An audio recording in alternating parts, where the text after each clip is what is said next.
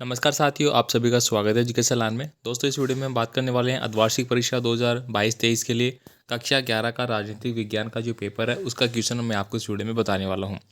तो चलिए दोस्तों, हम वीडियो को स्टार्ट कर लेते हैं। वीडियो को स्टार्ट करने से पहले आपसे रिक्वेस्ट होगी दोस्तों, आप वीडियो को अंत तक देखना, ताकि आपको सभी प्रश्नों का है वो पता लग जाएगा, आपके एग्जाम में आने वाले हैं। साथ ही साथ दोस्तों, आप चैनल पर नए हैं तो चैनल को सब्सक्राइब जरूर करें। इसके अलावा आपका कोई भी कमेंट आप मुझे कमेंट कर सकते हैं। यहाँ पे देखिए दोस्तों, जो क्वेश्चनों की बात करेंगे हम, यहाँ पे देखिए फर्स्ट क्वेश्चन आपको पूछा जा रहा है, लोकतांत्रिक संविधानों में कानून के निर्माण का जो निर्णय है वो लिया जाता है राजा के द्वारा लिया जाता है, साम्यवादी पार्टी के द्वारा लिया जाता है, जनप्रतिनिधियों के द्वारा, फिर या न्यायपालिका के द्वारा। तो लोकतंत्र में क्या होता है दोस्तों, जनप्रतिनिधियों के द्वारा लिया जाता है।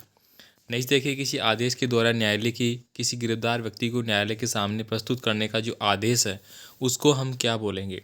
बंदी प्रत्यक्षीकरण बोलेंगे, परमादेश बोलेंगे, उत्प्रेक्षण लेख बोलेंगे, या फिर अधिकार पर्चा।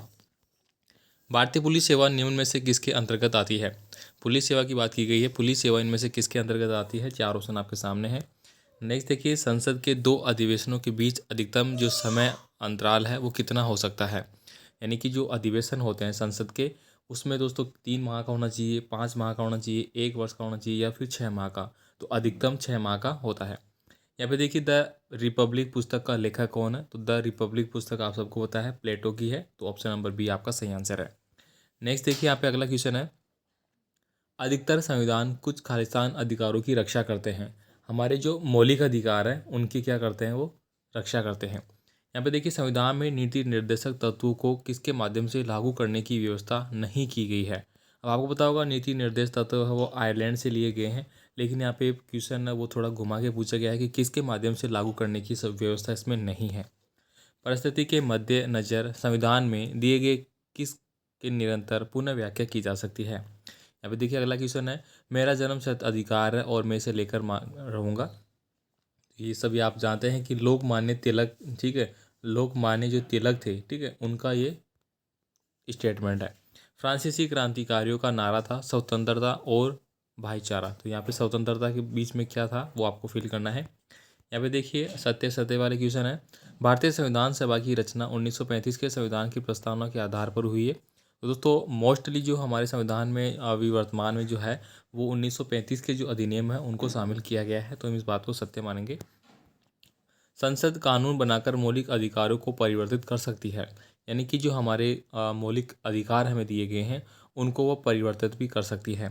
बिल्कुल कर सकती है। जैसे कि आपने पढ़ा होगा, हमारे मौलिक मौलिक अधिकारों के अंदर जो संपत्ति का अधिकार था, ठीक है, जो कि पहले आपका अनुच्छेद 31 में आता था, ठीक है, 30 या 31 में, उसको बदल के 300A में कर दिया गया है। तो वो मतलब संसद कानून बनाकर इस कार्य कर सकती है, शिफ्ट कर सकती है।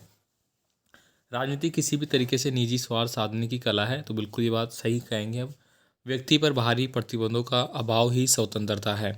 नेक्स्ट देखिए, यहाँ पे सामान्यतः मूल अधिकारों को कब सम्मिलित किया जा सकता है? निवारक नज़रबंदी किसे कहते हैं? काफ़ी इंपॉर्टेंट क्वेश्चन है साथियों। मैं आपको जो पेपर बता रहा हूँ बहुत ज़्यादा इंपॉर्टेंट है आपके लिए, अच्छे से आप पढ़ लेना इसको, सारे प्रश्नों को आपके टिक मार्क करके याद कर लेना है।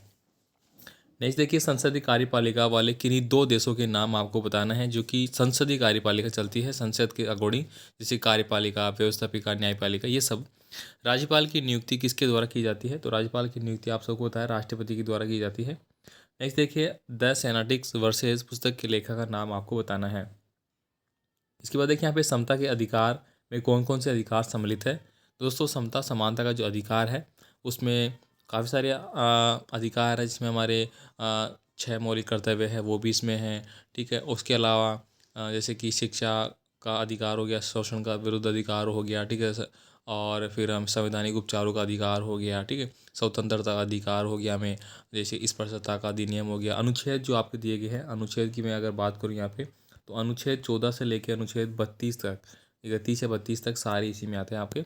भारत के राष्ट्रपति की स्थिति को आपको स्पष्ट करना है, क्या किस प्रकार से है, कौन से अनुच्छेद के अकॉर्डिंग इनका वो है वो यहाँ पे अधिकार दिया जाता है इनका, ठीक है। ये सारी चीज़ें आपको बतानी है। भारत में वास्तविक कार्यपालिका कौन है?